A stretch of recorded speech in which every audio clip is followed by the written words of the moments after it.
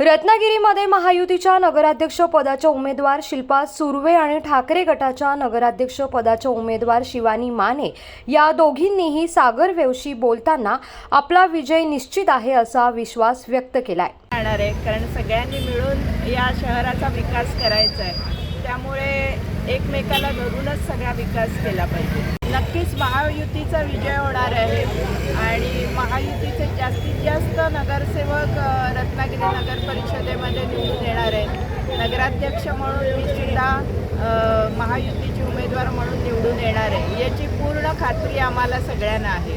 1000 मताधिक्य मिळेल आणि जास्तीत जास्त नगरसेवक हे महायुतीचेच असणार आहेत.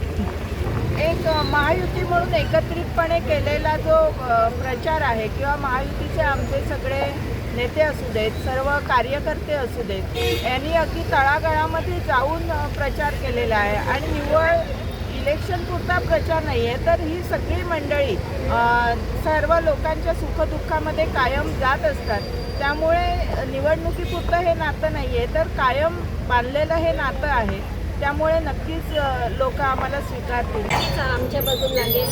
मी व माझ्यासह आमचे 32 नगरसेवक हे नक्कीच विजयाच्या दिशेने त्यांची वाटचाल असेल आणि नगराध्यक्षपदाचं म्हणाल तर प्रभाग 1 पासूनच मला लीड मिळेल. आता किती मिळेल ते मी सांगू शकत नाही, पण हा विजय माझ्या रत्नागिरीकरांचा असेल. नगरसेवक किती असतील तुझ्यासोबत? नगरसेवक आमची अपेक्षा 32शीच आहे, पण आता किती नगरसेवक येतील हे मतमोजणीच्या दिवशीच कळणार.